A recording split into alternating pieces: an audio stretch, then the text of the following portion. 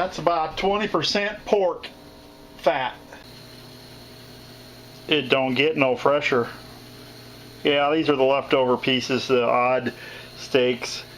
Out of the, there we go. These are the nice cuts. We're gonna wrap and freeze those. This is for supper. I'm just gonna cook them up. Now I can't eat all that in one sitting, no way. But I can sure make some chili, and I can make some fajitas, and it won't go to waste. But I'm gonna go ahead and throw them on the fire.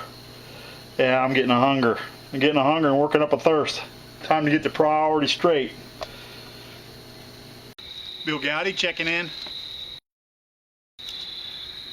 Man, oh man, Big Brad providing the dough for us.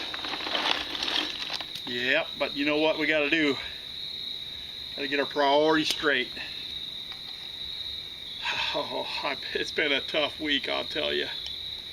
I have been waiting all week for this. Yep. I don't know, it's a big dough. About, I don't know, over 120 pounds, I'm sure. It was fat, had a lot of fat on it. I just cut it up. We got wait a minute.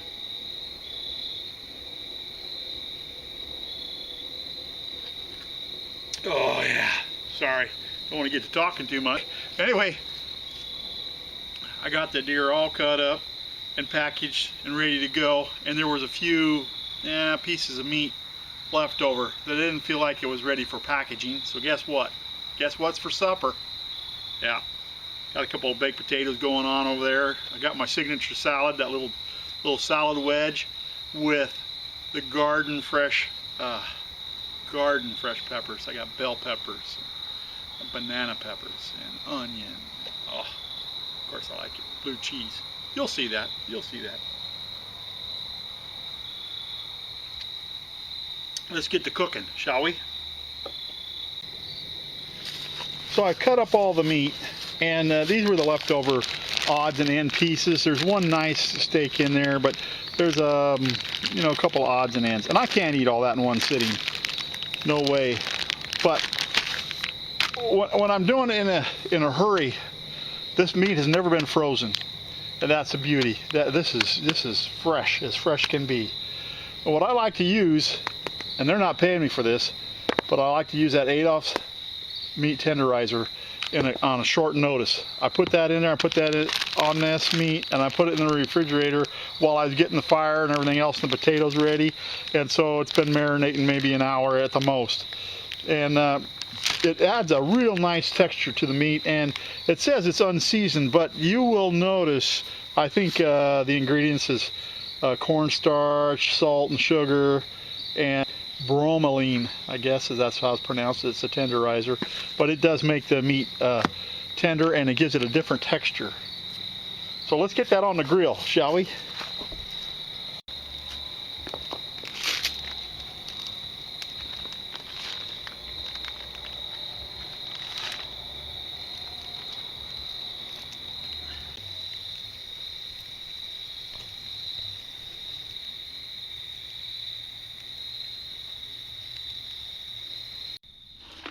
I think the steaks are done.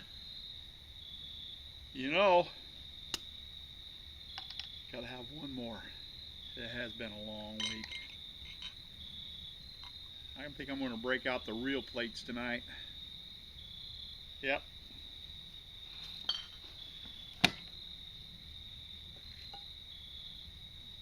A little Corral. I have that for many years. It's gonna be about medium.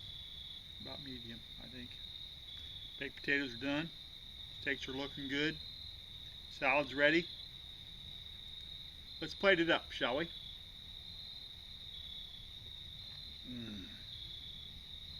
Man, oh man, is that good.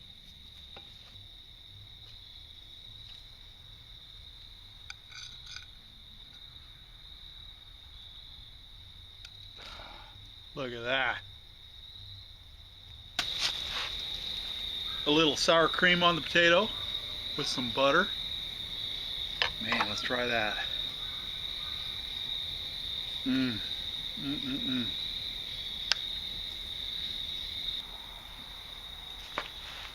I want you to look at that texture. Hot, pink, and it's as good as any beef. I am telling you, this is a corn-fed dough, and it is just, I mean, just so tender. Man, that is good. Oh.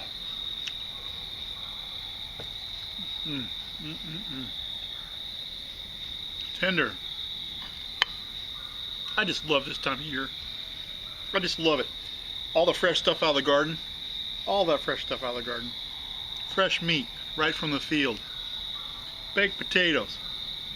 Butter, sour cream. I mean, how can you beat it? Try a little as a salad. It's fresh, right out of the garden. Yeah, I'd like to hang around and talk to you a little longer, but I'm kind of hungry. It's been a long week. BillGoudy out. Man, that's good.